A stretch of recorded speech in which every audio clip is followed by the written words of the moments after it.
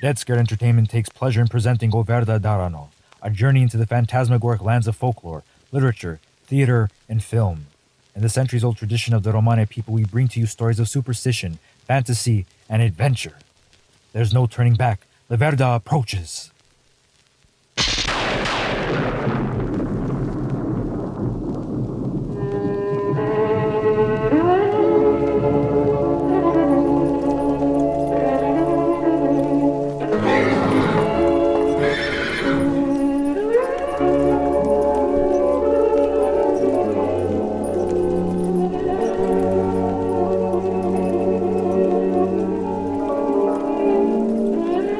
Latchi Ratyi Miro Amal. Good evening, friend. I am Makalai. You are a dot, a mere speck in the eyes of the universe in all its dimensions. And you thought your promotion put you at the top of the world. Ha!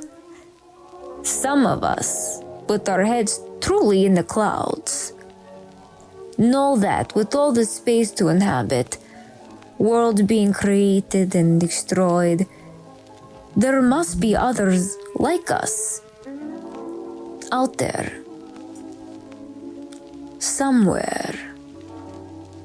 With this thought, we find ourselves in great company alongside Luiee Bloo, who fiends for music in all its facets. To him, as infinite as harmony can soar, there are just as many unknowns that linger in our minds. From ghosts to aliens, you're sure to feel the full spectrum of chills that rattle down your spine. Join us on Miro Vardo and have a cup of coffee. You'll need it, seeing as you won't sleep tonight.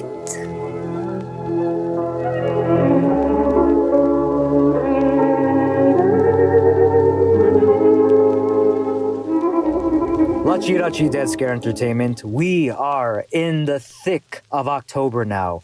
Are you feeling the spooky vibes? I am. I'm living them, I'm breathing them, I'm sleeping them, I'm eating them, and a couple other things.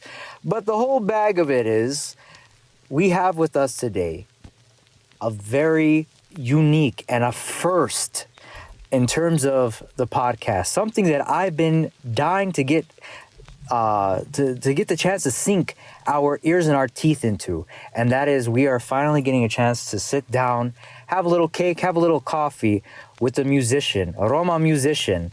And we don't just have any Roma musician. No, my good friends, my amale. We have with us Luiee Bloo, artist and audio engineer, heralding from sunny California, which I miss dearly in my black heart. Luiee, how are you doing today? Well, everybody, I'm doing fantastic. Thank you, and it's an honor to have me on this show. Thank you for your time, and getting ready for that spooky season. I'm so immersed in it now. I can't wait for Halloween. That's awesome. That's what I love to hear. And again, Raquel and I appreciate you taking the time out to sit and talk with us, because we know you are one busy man, and just from the conversations that you and I have had, mind you, we only know each other now, since like mid-July. We've known each other now, July, August. 4 months we've known each other, and I feel like I've known you a lifetime. Same here. It doesn't even feel like just 4 months. It feels like years, beyond years. Undescribable. It's Beautiful true. Thing, though. It really is true. Like, to give the listeners context, we met through Paulina Stevens of Romanistan, through more or less her idea to have some musicians help promote their new books, Secrets of Romani Fortune Telling, which as of today, October 8th, it is finally off pre-order. Head to your favorite bookstore. I got mine from Amazon. Get your copy of their book. If you are in any way, shape, or form into divination as a Rom, or potentially as a Gadjo and you just want to learn and appreciate the art of divination in, through the Romani style, definitely pick up a copy for sure. But thanks to Paulina for putting us two together because, again, Oh, yes.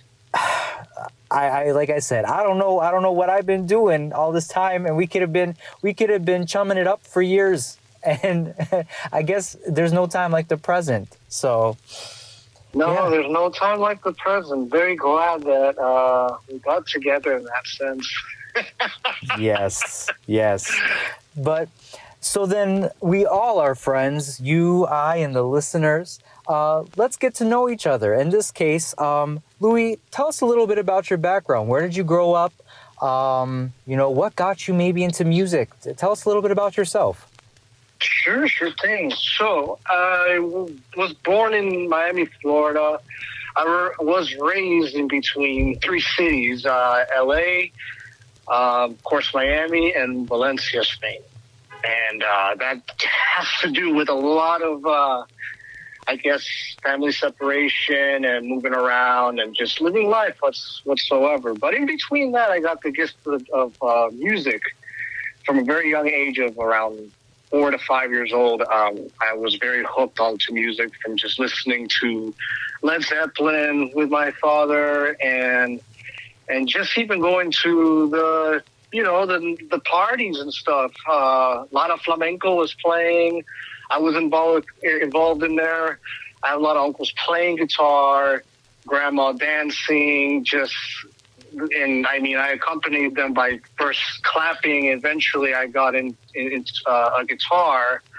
Originally, though, I did want to be into my first instrument, or the only instrument I actually wanted to learn was a violin. But due to unfortunate racism I've experienced at a young age, I could not receive any violin classes. And because my father was very, he felt terrible about that. He actually gifted me a guitar some Christmas. I don't remember what year, and he's like, here, this will do you very well. And here we are, like almost 20 years later. Wow. Going at it, But yeah, no. I for a little bit of time, when I was in like my elementary years, I did go. I was living in Spain. I got immersed into the whole thing with flamenco in general. Then I guess my father wanted me to go to school out here, and we moved to LA, and I pretty much. From here on out, yeah, I did a lot of music around that time, and then high school hit, and I went to live in Miami, Florida for a little bit, and after that's when I went to college in Boston, and then I moved back to LA, and that was it. Here we are. There you go. Years later. Huh. So now that you've done that, you've sort of traveled your way around. Like, what have you been doing recently in terms of music? What does the music life look like presently for you at this moment? Well, presently, is getting inside and little things here and out. As an engineer, I've been just what do I call it? There's different types of engineering. So what I typically do is monitor engineer. So anybody who has a speaker in front of them or those in-ear, just pretty much working with the artist personally and just dialing their sound, getting the production well, and just more or less live engineering. But off of that, I've been learning a lot with different productions and different ways of how to record remotely for myself. And yeah, it's helped me a lot with, especially the songs I've been working on that I've been I've had them in my laptop for a hot minute. I just want to release these guys. But, it's just a wonderful process going up and down. And of course, sitting down, like anything I hear, I get inspiration, and then, you know, how us Roma are, we just do our take on it. And just Yes. from what we hear, of course, and then just, you know, make it into our own, you know. And yeah, no, that's been it lately. It's just, of course, just working with the artists and setting up and do on my own time, of course, just recording it. Trying to collaborate with anybody who's around. That's about it. Nice. Yeah, I mean, for the most part, you basically described what the majority of us do to some extent. Granted, I'm in no way, shape, or form technically as skilled in terms of the audio side of things. The most I can do is this humble little podcast in terms of the audio side of things. But outside of that, I know what it is to have that musical drive, and just when that itch hits you, or you know, when you could be in the shower and you have to stop everything and grab your phone, so then you remember a melody or a harmony to something. I know exactly what that feels like. Exactly. Oh, and sitting down there, getting a little voice memo out of it. Eventually, you know, you never know. Turns into something beautiful.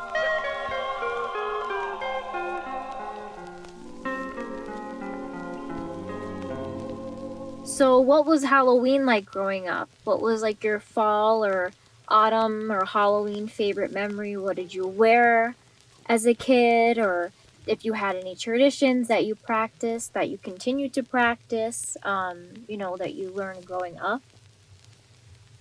Yeah, sure. Halloween for me was, I would describe the feeling hot and cold. At first, I did not understand what was going on. I was so sheltered. I come from a family background where religion did take a big part into, I guess, growing up. But I guess my grandmother and my mother weren't really fond of the holiday at first.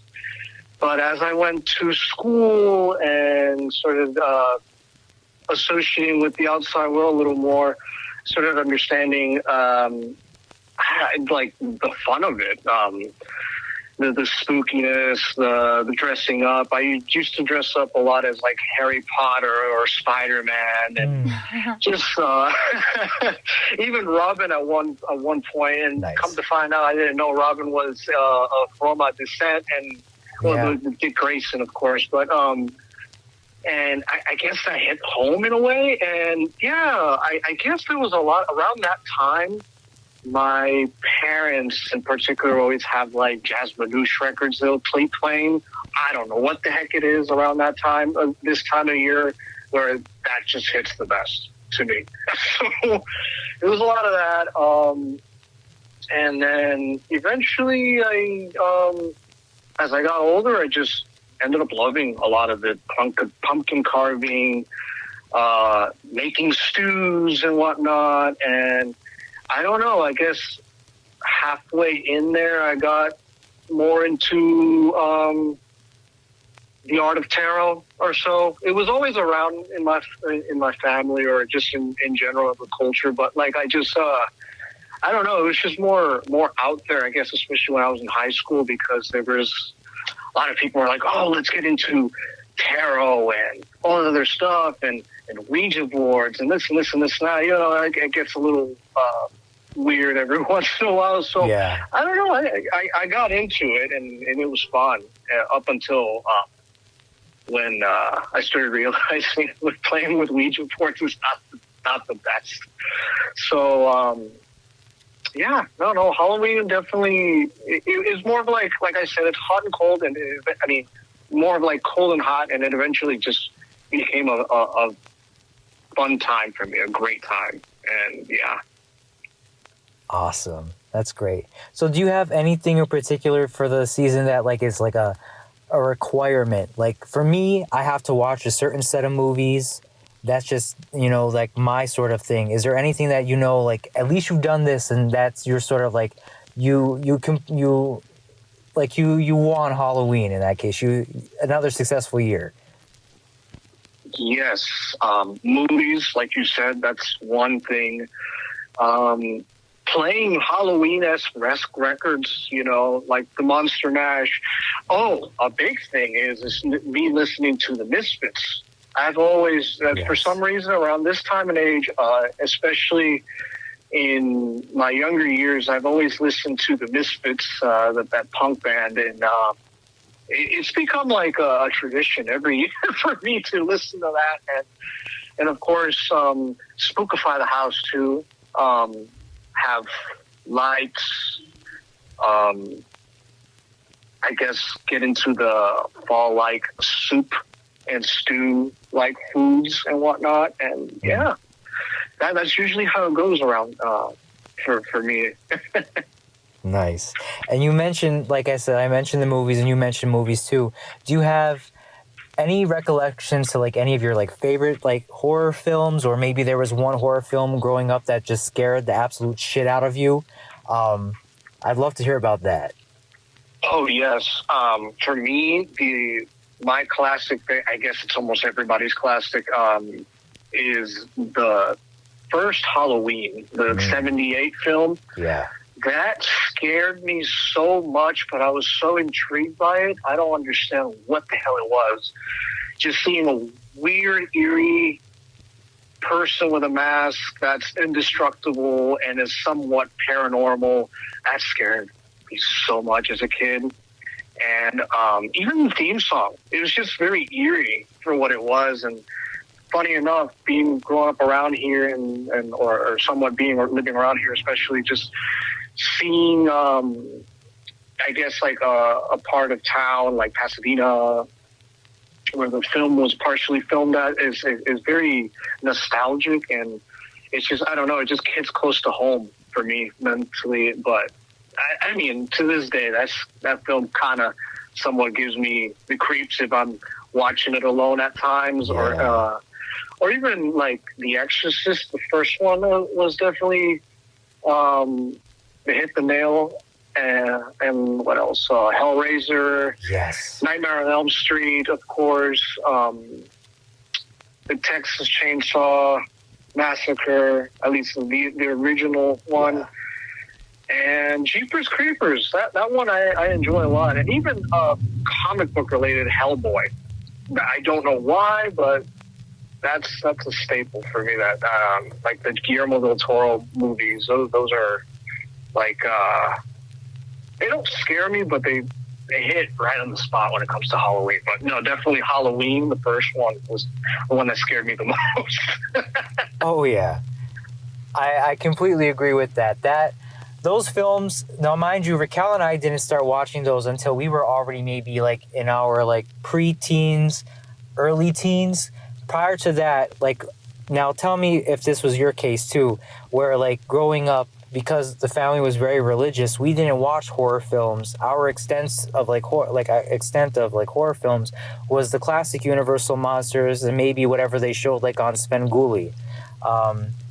Would you say like you had a similar sort of situation in that case? Very much so. I remember watching The Addams Family, just stuff like that. Yes. Beetlejuice, just even the classic Dracula, I believe so. And it wasn't really like, it was just kind of like, it was creepy, but it was lighthearted. Every time, I mean, let's say when AMC was on or something on TV, and like, let's say the I guess the 80s slasher films came out, I'd kind of, and it would be on TV, I'd be flashing back and forth. I'm like, I don't know if I really want to watch this. I don't know if I can. It'd be like in secret at the time. And then like you said, around the late teens, early 20s, that's when I kind of got a little versed into like that stuff, because I just wasn't allowed to watch it as much. So yeah, no, I can definitely, I can relate. That's awesome. Yeah, no, that's how I realized with a lot of the Roma who grew up that way. Like, we all more or less have a very similar story. But then I have some cousins that are in like 2, 3, 4, and they could tell you the whole plot to all like the major slashers. And I look at them, I'm like, if I was in your case, I wouldn't know what it is to sleep without my parents at that age. It was crazy. Seriously. Some kids are just built different. I'm telling you, whenever I actually see something spooky like that, I'll have to. It was times when I remembered I'd actually get a pillow and sleep around my parents or so, like on the floor or something, because I was just terrified. I just didn't want anything chasing me in the shadows, and I don't know where my head wrapped around that, but yeah, I get that. Oh yeah. I can't tell you how many nights when I first saw Child's Play, I would always sleep facing the wall. Because in my mind, I always said to myself, if I turn around, Chucky's there. He's waiting for me. Wasn't that the same for you too? This one was afraid of everything. Raquel. Yeah.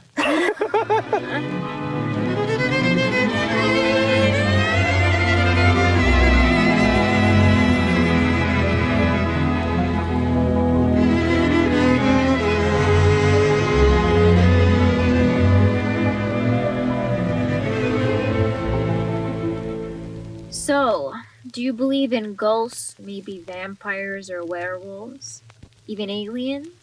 Have you ever had any experiences with any of these? Ghosts, yes. Vampires, at one point, I'm not so sure, man. Maybe I do believe, maybe I don't. Aliens, definitely. That's kind of my niche in that sense, and scary space stuff. And I have a couple stories based on ghosts, especially. Ooh. Let's hear them. Okay, so one of my favorite ones and the spookiest ones was early college when I went to Boston. I already knew Boston was a little haunted. I didn't know to what extent because of the Salem witch trials and stuff like that. And I was just, I knew there was something spooky about it. So I guess it was the first week of college. I was just checking out the dorm, and there was a lot of rumors saying that everybody was like, "Oh, it's haunted in that area." And I was like, "Okay, I'll brush it off." It was people probably just thinking that things just knocked down or something like that. I just super downplayed it. It wasn't what I wanted to do, but it was just something to keep lying to myself because I already knew I was going to get spooked if I kept on thinking about it. So I don't know. That's where I was. I ended up going to the dorm. It felt weird. It felt cold around there. That's a good start. And I just thought, oh, maybe because it's almost fall. Or no, it's not almost fall. It was fall. It was like September. So maybe because it's almost like around October, it'll start cooling down. Maybe the AC is way too high here. I'm not sure. So I go into the dorm, and I come to find out I had to have a dorm mate and a roommate, I guess, and I guess he wasn't going to come because he was expelled or he flunked out. I don't know. So they were in the process of looking for another person. It was going to take maybe 2 weeks or so. I have no idea. So I already knew in the deep down that I was like, well, I hope I don't get surprises. Maybe I should, I won't think too hard about it. So what I would do is I guess the first night I slept, I felt like something was watching me. I didn't know what it was. So I just ignored it. I just thought, maybe it's just me trying to get adjusted to the room. And I don't know. So as things started to, days started to go by, I still had that same feeling. And I thought like a week or two in, I guess, right before the roommate was supposed to come in or so, I got an eerie feeling going inside the dorm. So it wasn't even just being watched. It was just feeling like something was right near me at all times, trying to talk to me. I'm not sure what it was, but like I would hear like little whispers. I'm like, no, this is probably outside, like the kids in the dorms just running around and this and this and that. I'm like, well, I guess not. I don't know, because I would hear steps around too, and then I'll go outside. I'm like, oh, that's weird. Did everybody just go inside their dorms and whatnot? I don't know. So I'll go in, and then I started listening to music, trying to calm down. So it did help, and then right when it was like around 11 or so, I knew I had to go to sleep because I had to wake up early or so. So I first, for some reason, I always slept in the top bunker, even if no one was around, because I just wanted to give courtesy to the roommate whenever they would come or so. And I slept on when I went to sleep, I guess one day that dark presence was surrounded. I'm like, okay, I thought to myself, how can that thing be hovering around if I'm close to a roof? I'm just going to ignore this. So I'll try to fall asleep, but I'll have my earphones in just to distract, to not hear anything and not spook myself out, because I already knew something was going on. So right when I was going to sleep, I started feeling a little jiggle in my bed. And I'm like, what is this? Okay, no, it's probably just me kicking around. So right when I was already close to heavy REM sleep, the bed started shaking very heavily. And I cannot describe what the heck that was, but it was just like it's as if like when somebody gets too drunk and you would think like everything is spinning while you're going to sleep or something like that, but it really wasn't. It was the whole bed shaking. And I was like, okay, this is really weird. So I would get up and actually would talk like, okay, like who's here? What's going on? This and this and this and that. And then like a little paper would fall. I'm like, okay, this is freaking me out. So for the whole night, I would go out the dorm room and just walk back and forth and pace. I'm like, there's no way there's a ghost here haunting me, this and this and this and that. I'm like, no, until I'll calm myself down for at least an hour or so. At this point, it's like 4 a.m. I'll go back inside the bed and I went to sleep, and like almost the whole night I felt that shake, and I was just trying not to panic. So I put my head down in the pillow just to like pretend to make it stop. Eventually I woke up and I'm like, I barely had any sleep, and I'm like, okay, there's something going on. So I'll ask people around, they're like, oh, well, yeah, this is the most haunted hallway and this and this and this and that. And particularly around those rooms around you like when you're staying at, there is an entity around, and I started to believe it more and more. Luckily by then now, the roommate moved in, and I told him about it. I asked him, and he was like, oh yeah, it was like a walk in the park for him. I was like, how the hell can you go through that? And he goes, well, I mean, we're together now, so we're fine. It's going to be fine. Don't freak out. But I couldn't hold it. I was panicked because even when I would take a shower, I'd hear whispers like, and I'm like, okay, this is weird. I'd always think he'd be like trolling on me or pranking, and it wasn't. It was just that little entity. I come to find out it's a little boy running around, because I saw a glimpse of a kid for 2 seconds. I don't know how to describe it. Out of the corner of my eye, I just saw a little shadow with it.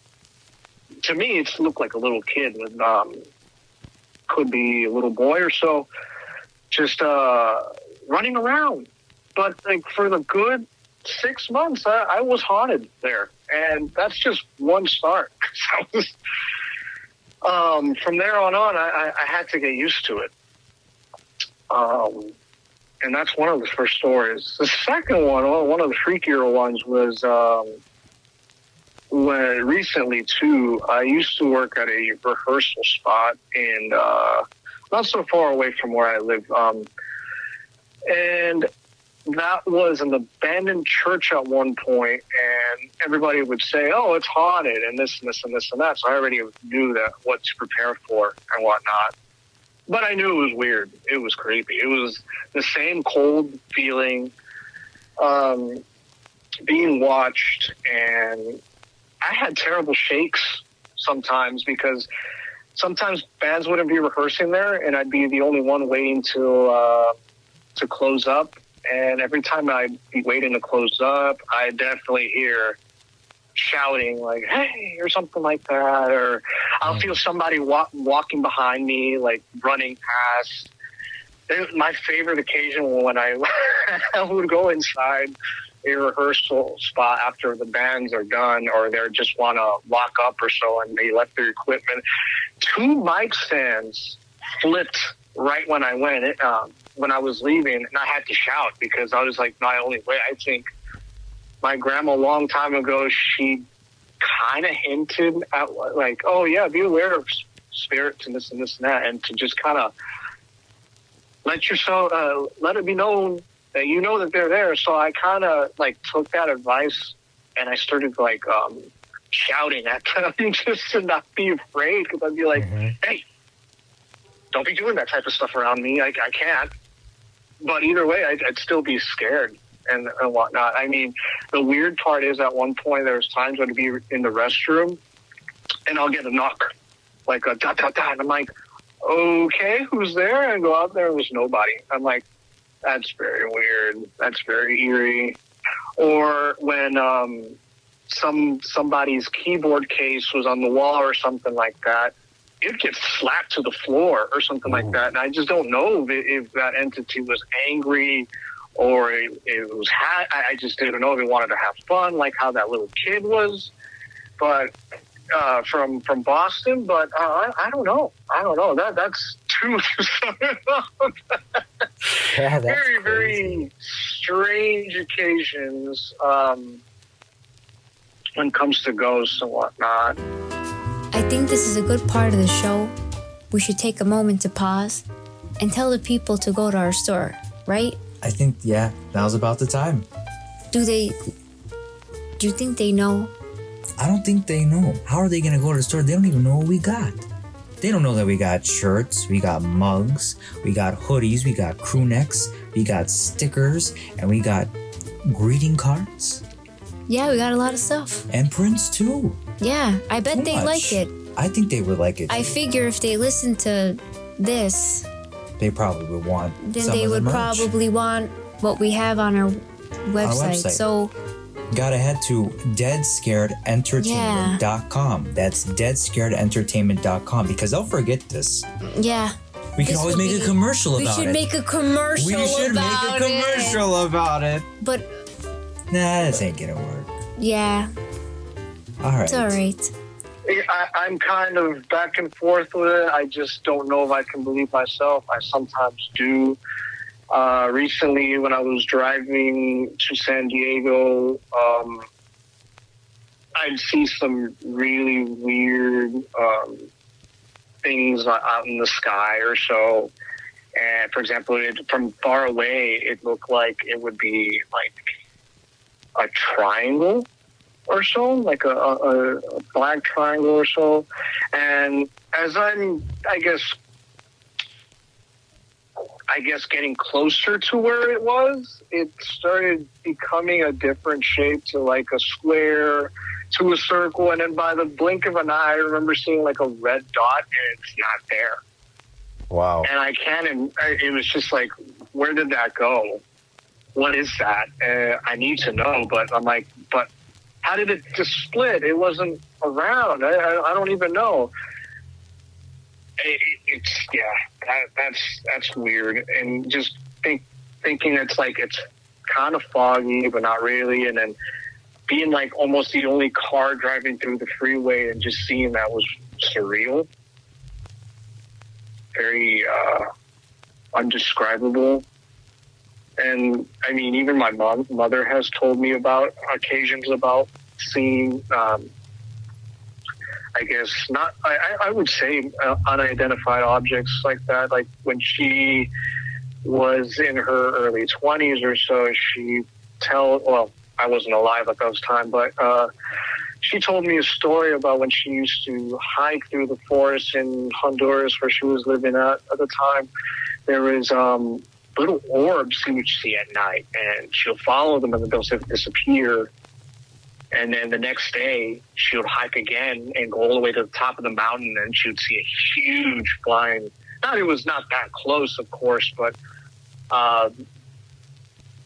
like a flying saucer of some sort, like a gray saucer. I remember she took a photo of it, showed me it, and she goes, "Yeah," and you're just pointing right at it. And I was like, "That is the weirdest thing I've ever seen." I'm like, Wow. How did you not get abducted? Did you feel like, I have asked her many questions, and knowing my mother, she downplays a lot of things, so I don't know if there was more depths to it or whatnot, which I would know more.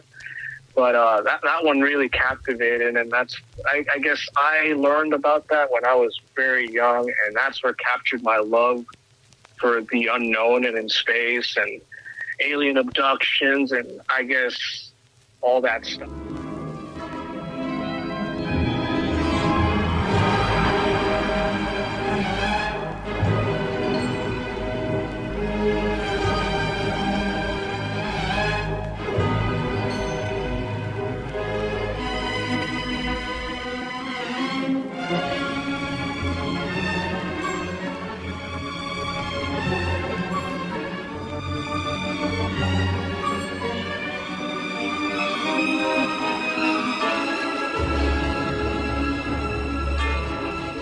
I've experienced whispers in my mother's house when she wasn't there, and I'd ask her, I'm like, "Hey, were you here, and did you call for me?" She's like, "No, I was at work all the whole day," and it blew my mind. I'm like, okay, maybe I'm just imagining stuff. I don't know. And eventually I'll get confronted, and she's like, "Yeah, well, sometimes there's things out there, and could be an ancestor. You never know. I'm not sure. This and that's not." So it's just like those things at first, like it just flies through my head. But like when you live through it, it's weird. It's really weird.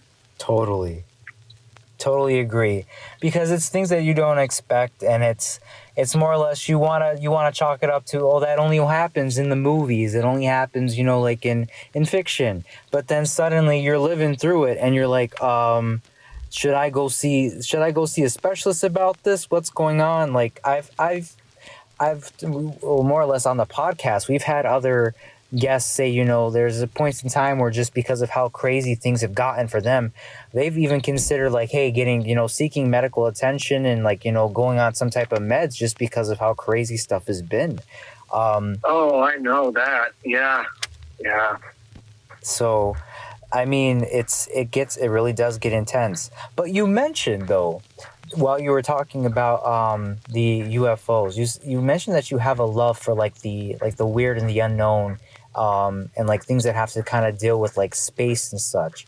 So when you say that you have a love for that, like how do you express that? Do you watch certain movies, or like how like I would love to hear more about how that fascinates you. For me, it's just growing up watching a lot of the X-Files. Unfortunately, I know it's a lot of fiction in that sense, but just a sense of I just watched a lot of, I wouldn't say I'm a conspiracist of like watching UFOs from Area 51. Yeah. That was fun, but I think just from the sense of, we are well, I wouldn't say it's tiny here, but like I guess from other planetary spectrums, we are a small planet, a floating rock in space, and there's countless galaxies out there that I know for a fact maybe this is from, I guess, documentaries, that there has to be other life out there, even if it's billions of what's it called, light years away. And the thing is with time and space, and things are looked at a little differently from the human eye, I'd say. And you could be looking at stuff from the past or from a future standpoint. It really fascinates me. Who knows if there's things really out there that are way too advanced. I believe that can be like I guess they call them the grays, the Zeta Zetas. I call them Zeta. There's a specific name for them, but those guys really, really intrigue me, and they freak me out a little bit because of the experimentation that I've heard. Like, not experimentation, but more of like, I guess, like vigilance up in the sky, and I just think of like, oh man, do they abduct? Do they do experiments, or even such things of like seeing what's it called? I guess like the movie Signs, and seeing all those crops have a specific character of a different language that we don't know, and I don't know if that's a sign. And it just intrigues me. There's so much that we don't know that I feel like if we do, it can be a bit terrifying. Oh, totally. So, I mean, not to be astrological as I guess, Aquarius rising, I guess that really got to me and intrigued my interest with space and the unknowns of science.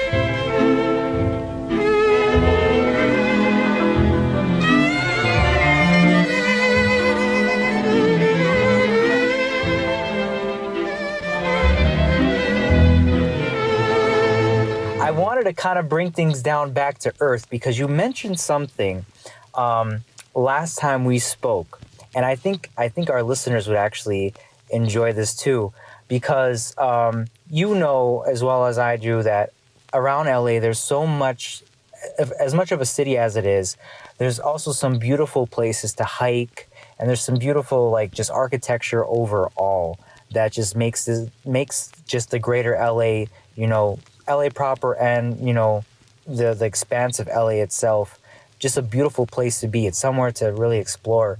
But I remember you mentioned to me just a little mini story about the Suicide Bridge. Could you tell me a little bit more about your experience with that? Because you and I both have been there, so I wanted to hear what you had to say about that. Well, that bridge is something else. That thing, I've heard so many different experiences from other people of how it's just it's dark. I just think that from the people who have lost their lives there, probably lurk spiritually around there. They're not, of course, their bodies aren't around, of course, but just walking around them with like people getting touched, and it's just like, but like not really, and the whispers in the dark, and it's a heaviness that people feel, or in general that you go around that, and it's not nice. I mean, I've seen also other perspectives from videos, and people would say that, let's just mess around there and just see what it is about and try to communicate. I advise not to, unless you really want to, but that's really up in your anybody else's territory. But wow, that is some.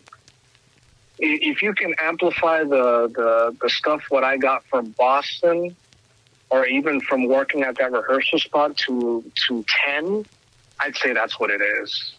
Just cold, dark, heavy.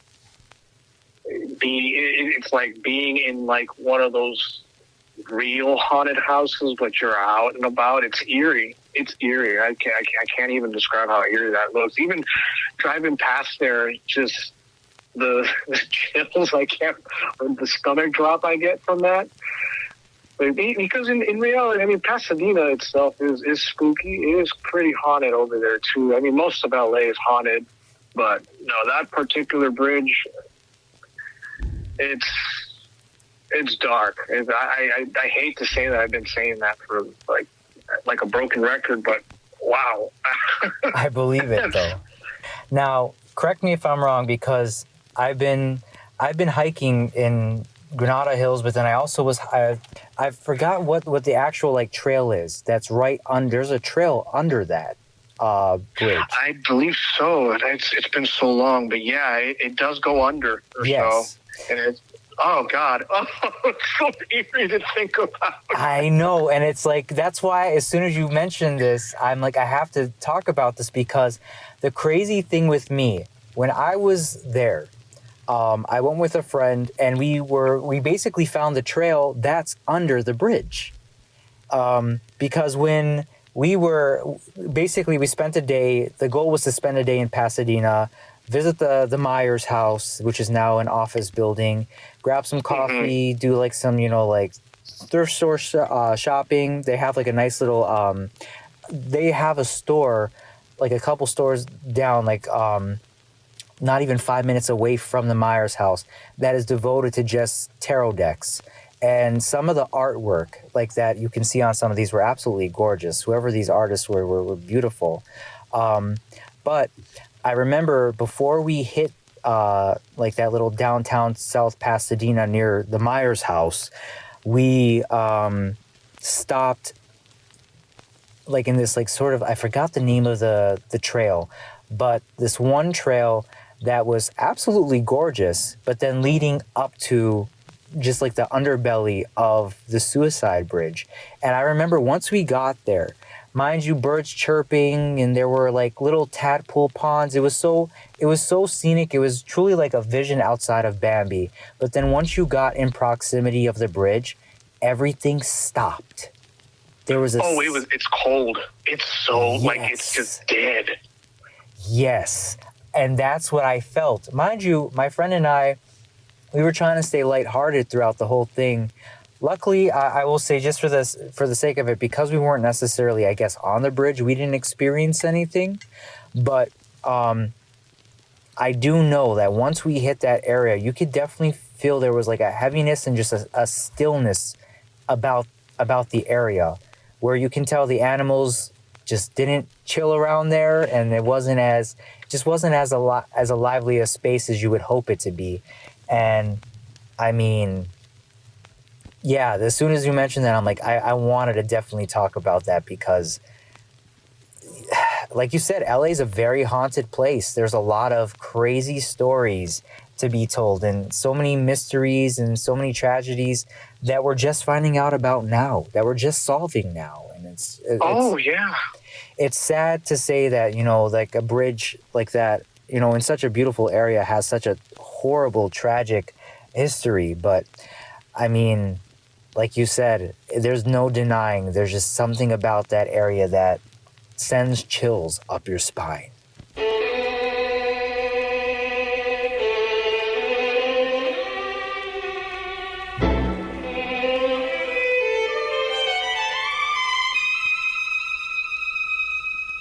You did mention that you had some experiences with Ouija boards, and you said let's not you would never mess with that after your experiences. Would you be interested in sharing a little bit of why you have that sort of mentality about them? Oh, sure. About high school or so, I had a lot of friends who really wanted to do some stuff, regardless with like messing with, I guess, dark magic and just really, really things, I guess, I don't think out of their knowledge and understanding, which, when we're teenagers, we don't know any better. We just go at it and whatnot. But I remember very vividly, we were sitting in a house or so, and they put the board on there, and I was already like skeptical because I already knew about what would happen. Not skeptical about what would happen, but more like, I'm like, I don't trust this, but I'm going to try to go with it, I guess. Like, it was definitely something out of fear. I knew something was going to be weird when it comes to bringing the board up. So I guess I don't know what it was. Somebody wanted to ask about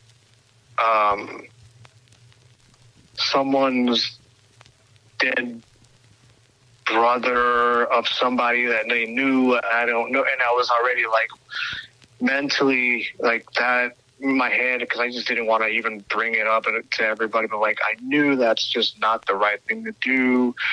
And as then it started kind of moving by itself when they asked the question, because at that point I was already chickening out. And that night, I just remember seeing everybody's demeanor change, like very, like they were spooked. And I, even myself, I was like, well, I already know something weird is going to happen. I just don't want to be followed home by something I want to. And we'll just leave it as that, I thought, right? Mm-hmm. I go home. My mom, being very religious, says that something's off, and she had to come pray for some reason in my room. I just come to find out my mom's just kind of like talking, like, you know, she's just hovering around me when I'm like half asleep, whatever happens. And I was like, this is weird. I go back to sleep. I get a weird sleep paralysis feeling, I think, and it's something I can't even wake up to. Like I'm thinking I'm trying to wake up, and this figure, and I kid you not, I don't know how to describe it, like a shadow with red eyes, not staring, but they were just like hovering, right? And I'm like, why is this on? And I'm just trying to move, and I feel like I can move, but I can't. I don't know what it is. And the thing turns into like this Darth Vader-esque type of mask, like on the face, and it just starts looking like it's like about to. Well, you remember? I don't know. I've seen. If you've seen Prisoner of Azkaban, the Harry Potter movie, Yes. those spirits that like suck that soul like energy, it felt like that was going to happen, Like a Dementor. Okay.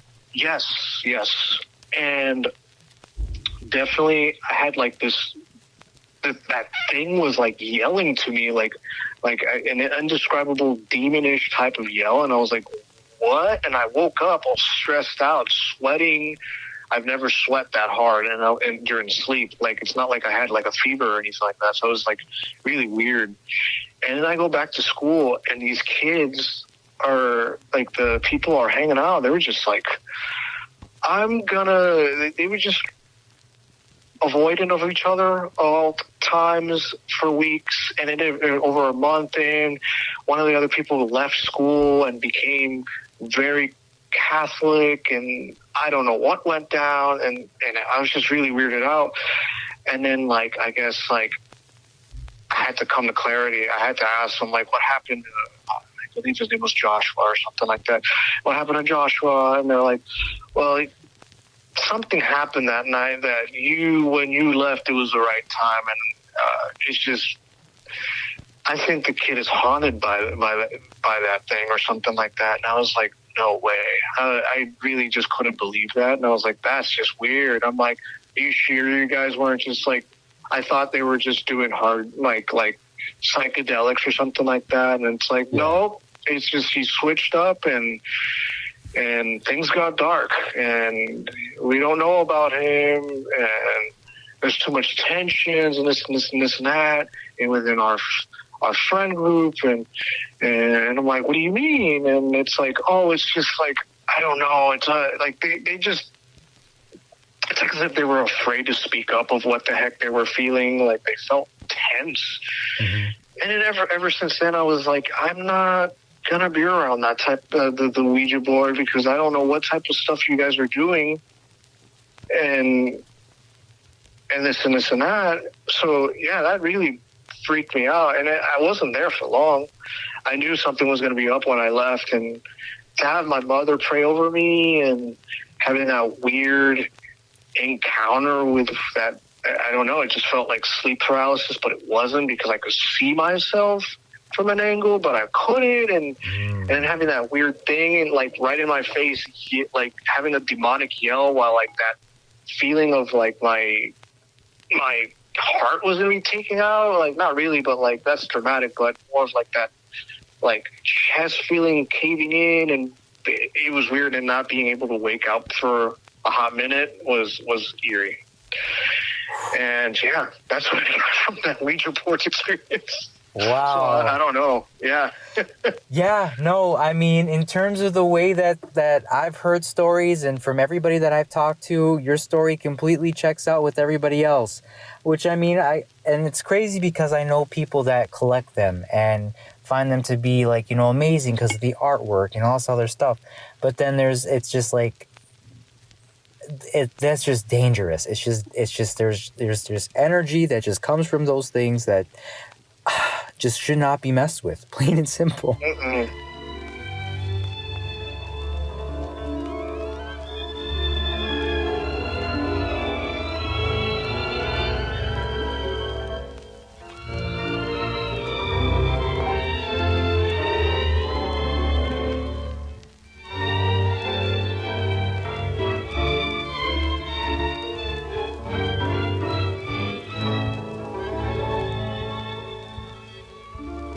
I want to first say, Luiee, again, thank you so much for sharing these stories and letting us into some of your personal experiences. Because I know sometimes these things are tough to talk about for some people. And again, I really appreciate you opening up and sharing with us all these really chilling tales. So, I mean, Of course. No, it's a pleasure.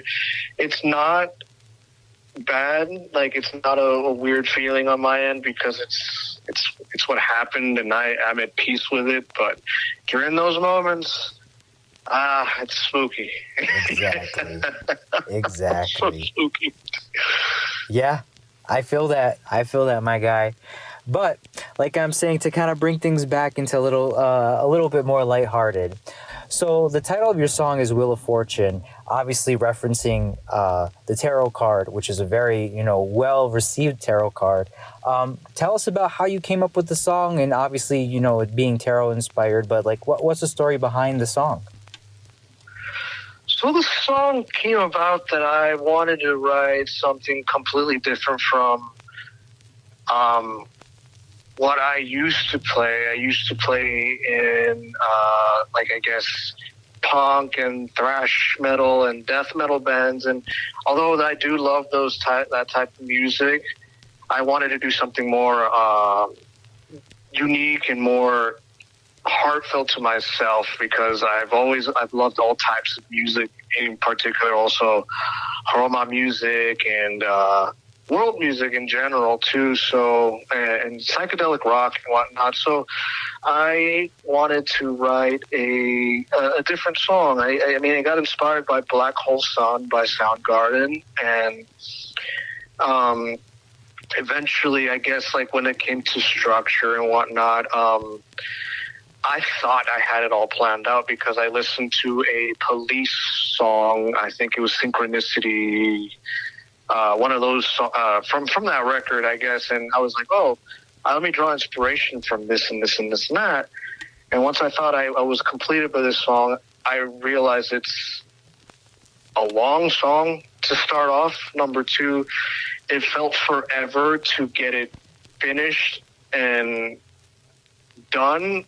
And it just, for some reason, every time I've gotten my cards read or some daily tarot card from I guess like an app came about, the Wheel of Fortune was just prominent and out there.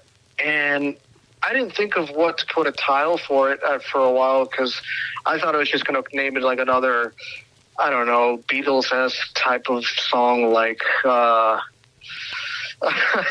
Yellow Bus or something like that. Yeah. Something very, very like psychedelic and bubbly. And I was like, no, this hits close to home, I thought, because it's also not only my favorite tarot card. I thought, I was like, it feels like the tarot card, and it's I thought of it as like it's a tarot card that's close to home in the sense of Roma and have, like the wheel being in the middle, kind of like how we have the wheel in our flag. And I took so much pride into that. And like how the song reminds me of a journey and just, being on a wagon and just, I guess, traveling through, not really being nomadic, but just the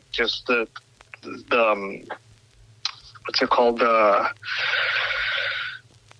The Journey, of course. Yeah, I don't know. And then like the movie Latchi Ratyi Yes. which holds very dearly to me, was a big inspiration for that title too, because Big Road, that song, I thought to myself was, hey, this song would be a good start to the long road of more music that I want to put out authentically as a solo artist and whatnot. So it fit very well. And somehow I got Caitlin Foisey, who's one of the artists for Smashing Pumpkins, who I believe she's from too, to do the artwork. And it was just, it was an honor to have it. And even though that working with her was very, very easygoing, that I sent her the song, it correlated all together. So I at that point, like, it was like, this is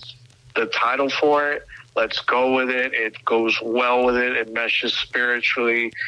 There's senses of some flamenco rhythms in there towards like the end of the song or so. And I just wanted to put that in there. And the chord progressions were very, very much from stuff that I grew up listening to Roma wise, and just, I don't know. And come to senses, I actually I put a violin synth in there because I had to work with what I had, and I didn't have any violin player at the time, I didn't know of you at the time either. Yeah. So otherwise, all you had to do is give me a call. Oh yeah. And I was like, okay, let's just put this into that, and yeah, that's how that came. What I wanted essentially to be a 4-minute song turned out to be like a close to a 9-minute type of song, and wow. that I expected, no, but you know what, it works best, so that's how that came about. Dead Scare Entertainment and Verda Darano now proudly present Wheel of Fortune by Luiee Bloo.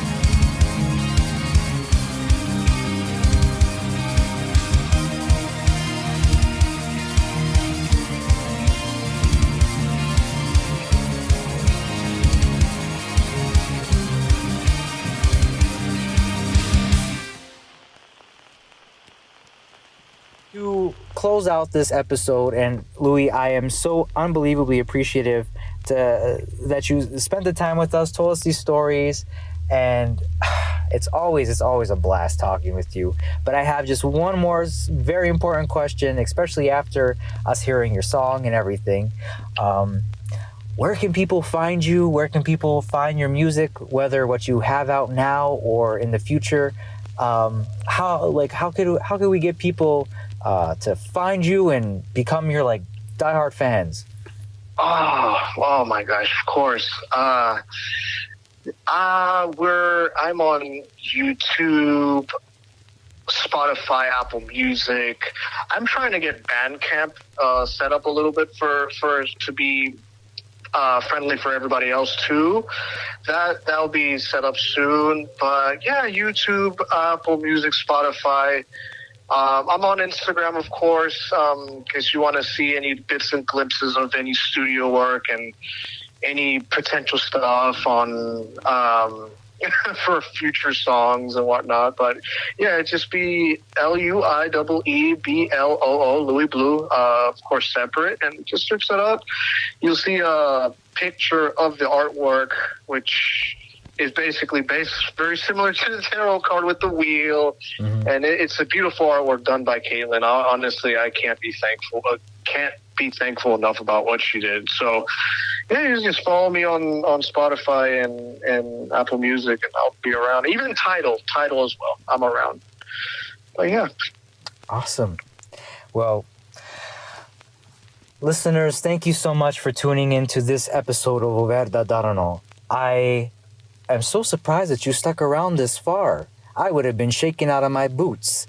But again, thank you so much, Luiee Bloo, for spending the time with us on this chilling episode of The Wagon of Fear. And as we end all of our episodes of Verda Darano with Esmakalai's very wise words. Gia kor mangavtu ke bachtalotrom, preko tunya ripe. Until then, I wish you safe travels through the darkness.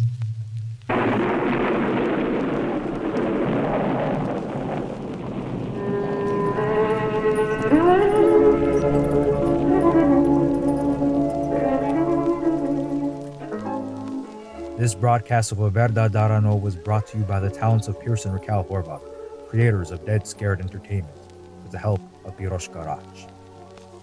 You've been listening to a production from Dead Scared Entertainment, where terror is our tradition. Good night.